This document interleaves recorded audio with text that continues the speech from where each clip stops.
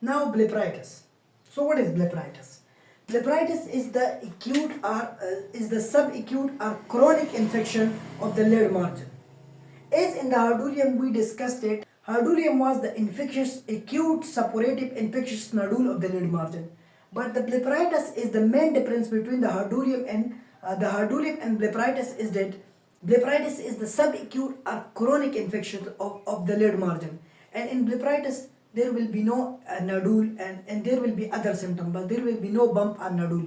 But in hardulium was acute suppurative infectious nodule, okay, and there is no nodule formation. So these were the differences between hardulium and blepharitis. So blepharitis is mainly of two types.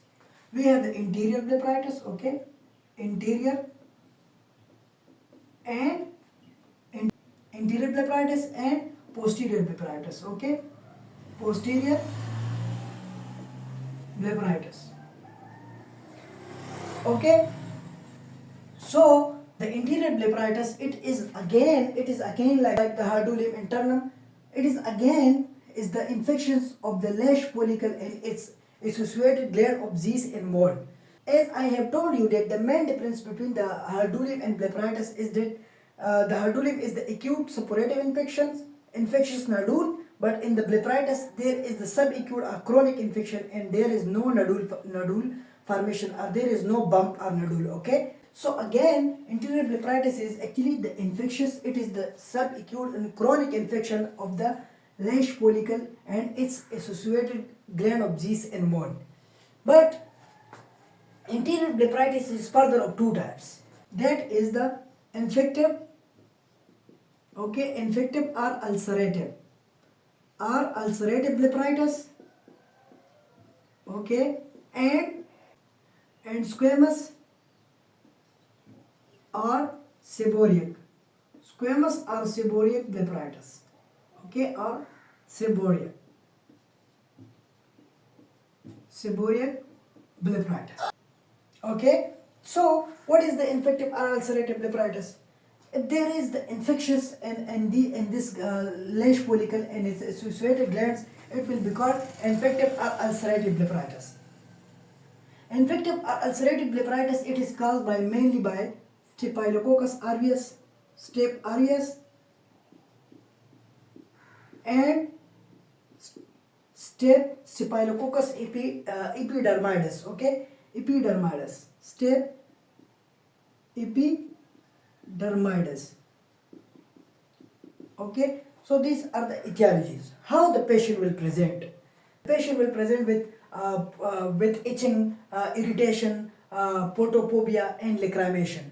And when we look through the eyelids, what we will see that the pus on the eyelids, the pus on the eyelids has dried up, and it has formed crust-like structures. So by removing that crusts, there will be the bleeding, okay.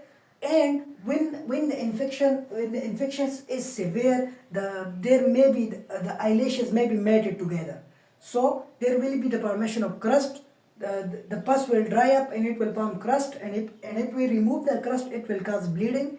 And if the infection is severe, there will be the matting of the eyelashes. This was ulcerative or infective blepharitis. Now the squamous or seborrheic blepharitis, it is also the problem in the gland of Zeiss and mold and lash follicle, but this is not infective. There is due to this is associated with condition like, for example, with seborrheic dermatitis, okay, acne rosacea, etc. So this condition is associated with these.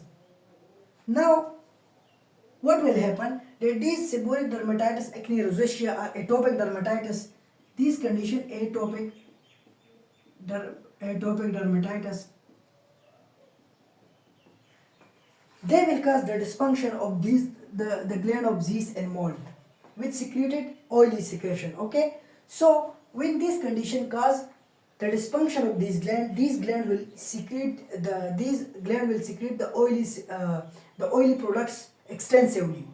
So what will happen that these secretion will accumulate in the eye. These extensive abnormal secretion will accumulate in the eye, and there the bacteria Corynebacterium acne. This bacteria will convert these lipids into irritating fats, and these irritating fats, what will happen that there will be the deposition of whitish material in the eyelids, in the eyelashes and the eyelids, and the patient will present with a little discomfort and irritation. The sign and symptoms of the seborrheic dermatitis is the when we look through the eyelids, the eyelids margin will appear like a shiny wax appearance. Okay, so there will be a shiny wax appearance, and there will be, as this is associated with this condition, so there will be the desquamation of the epithelium of the lid margin, and it will accumulates in the eyelashes, and in these desquamated epithelium will form scales and flakes, but not like the infective or ulcerative blepharitis. These flakes and scale, if we remove them, they will not cause any bleeding. Okay, so in infective or ulcerative blepharitis, the patient will present with lacrimation, photophobia, itching, irritation. There, if we remove the dry crust, it will cause bleeding. But in the squamous or seborrheic blepharitis, there will be the shiny and waxy appearance of the eyelids margin. There will be the whitish deposition in the eyelids and the eyelashes. This whitish material is actually the desquamated epithelium, which is caused by this condition. And this desquamated epithelium will cause flakes and scales. If we remove these scales and flakes from the eyelids, from the lashes, it will not cause any bleeding. Okay. Now this was about the anterior blepharitis. Now what is posterior blepharitis? Posterior blepharitis is the dysfunction and diffuse inflammation of the meibomian gland. Like in the hardulium internum. In the hardulium internum, that was the acute and suppurative infection of the meibomian gland. But in the posterior blepharitis, it is the chronic inflammation, and it is actually the dysfunction of the meibomian gland. Okay, so what will happen that when these glands are inflamed, they will secrete. Their secretion will be hyperstimulated, and there will be the accumulation of these secretion. Okay, and these secretion will look like in these lid margins and in the canthal region, they will look like frothy and foamy secretions. Okay, and the patient will present with severe burning in the eye. Okay, and if we this is the eyelid, if we everted the eyelid, what the opening of the meibomian glands, they will be kept by lipid globules.